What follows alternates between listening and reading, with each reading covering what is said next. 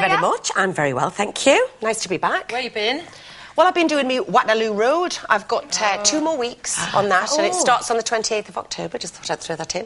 Yeah, I've only got 2 more weeks, and then I'm back. You're in it until when, though? Oh, I'm in the whole next series, which is 20 episodes, and then I'm gone. But after beginning of November, I'll be back here on more of a regular basis because I miss you, girlies. And so the other night I had a good night the other night, quite a long one again, which will surprise you because I don't normally drink, as you know. And you're not big on going out, Not big on going out, don't like it. But had a bit of a clash because I went to see my son Matt had a gig at the Ruby Lounge in Manchester with some A&R people, so hopefully he might make more than a penny a week one day if we're lucky. And because I'm just trying to support him so that one day I'll have my MTV Cribs house in Beverly Hills. I'm investing in my future. And you'll be the one sitting in the chain there, they're showing it round. That's my mother. I will. With the gin. And anyway, so I went to see Matt's gig, then rushed across town to see the second half of the Nolan's gig because it was their big first night at the Apollo, which was fabulous. It's a great Manchester Apollo. It's a great girls' night out, you know. And what I loved though was that the girls were all on the stage because obviously, you know, I was late getting in. So as I'm taken by the girl from the theatre, Tim and I, down the aisle to our seat, the audience spotted that I'd arrived, and I got a standing ovation just for turning up in the theatre.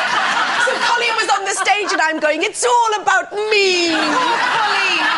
Tell you how hard she's been working. It was great. No, it was a really good show and had all my sort of old Corrie mates and a few Waterloo Road mates and everything. Then went to the Nolan's party and then ended up in the fantasy lap dancing bar where my husband did a lap dance in the bird cage of the fantasy bar. Not a pretty sight. And my friend Nick ended up swapping clothes with one of the lap dancers and did Tina Turner on top of the piano. So it was a quiet night in. Well done. I tell you what, you make me look as dull as ditch water. You really do.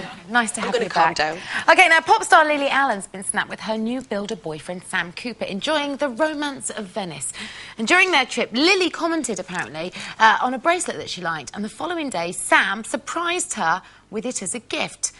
Now, whether or not she meant it, the hint certainly works. So, what do we do, ladies? Are we big on dropping hints, or do you have to tell your men that this is what you want and speak in plain English? Well, I don't actually hint, because I think that's a bit, I don't know, being a bit greedy, isn't it? It's like, look, oh, I really, really like that. I would never, ever do that, but I did, like, because Mark, you know, he likes to buy me things, but he says I've got everything, so he can't buy me anything. And, you know, if I want something, I just go and buy it myself, usually. So, you know, I've found out that he's always looking out for stuff. Do you know what I mean? So he can go and buy me things. And the other day, well, a couple of weeks ago, you know that necklace I always used to wear, the little one a bit like this? Yeah. It was from Tiffany. And it was bought for me by the programme, and people were always very interested in it. And, like, why'd you wear that? Is it sentimental? No, it was bought for me by work. Anyway, it broke. Not that that's not a nice thing, Carol. Well, of course it is, yeah. But, you know, I loved it. Anyway, so it was broken, so it was sitting on the side, and I see him looking at it, and he's going, well, are you going to get this fixed then, or what? I said, well, I'm not going to get it fixed. It's going to cost more to fix it than it is to get a new one. Anyway, a couple of hours later, he's, like, all suited and booted, and he goes, well, I'm just going into town. I'm going to go and get them boots that I like. So I said, all right, see you later. So then he comes back and we go out for lunch and he goes into his rucksack like that and he gets out a little Tiffany bag and it's got this necklace in it. Oh, and he just went down and bought it for me because he realised I couldn't get it. See, I think a gift means so much more if it is completely unprompted, no hints have been dropped, than the fact that it's something they've come up with themselves. Yeah, I wasn't hinting, no. I actually have the opposite with Mr. Spain. I actually have to not say anything because, bless his heart, he goes out every time. I mean, very early on I'd say, that's nice, isn't it? And think no more about it, and he'd go and buy something. So I don't say anything now, but quite funny enough, he mentioned that he liked this watch ages ago, and I took absolutely no notice. And then it came up again, and I went, what's with the watch? Anyway, eventually he came in one day with the watch, which he'd bought himself. So, there you go, then. Yeah, well, that's all right, then. The thing is, I think it's very romantic before you're married and stuff, but because we're both actors and we have obviously quite an, sort of an insecure job, I wouldn't hint for things because Tim would probably get them for me, and then all I would do is go, how much did that cost? Because obviously I see it as coming out of the same sort of pot. But And what I would like to do is to be able to hint for things to happen at home. Like, you know, I wish somebody would get a plumber around and fix that toilet. No. Whoosh, the only way to get Tim to do things I discovered was a few years ago. And I was so cross with all these things not being done because we're not exactly Mr. and Mrs. DIY. And I said, you know something? You couldn't even knock a nail in a piece of wood. Came back, I had a wardrobe, chest of drawers, six doors. It does work, reverse psychology. Totally. Yeah, tell them they can't do something and they'll go and do it.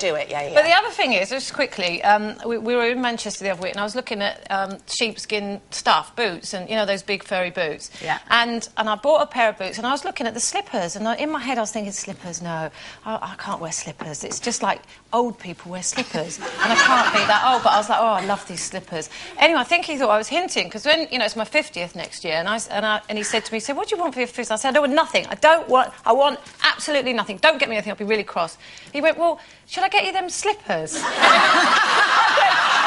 said, don't you dare buy me slippers for my 50th birthday! But you already said that you wanted the slippers! No. I said I like them, but I don't want them because I'm 50 and I can't wear slippers because then I'll look 70.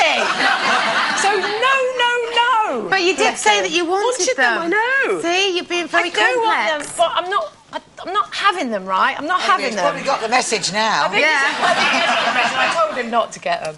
So how did we start talking about Lily in Venice? Lily. Yes. Oh, yeah. With her builder boyfriend. He'd knock up a few shelves, I'm sure. He would. Amongst other But things. you know, look at that picture. I think Lily is walking around Venice looking like she's got no respect for the place. You know, when you're in Venice, you've got to be smart. You have to dress up.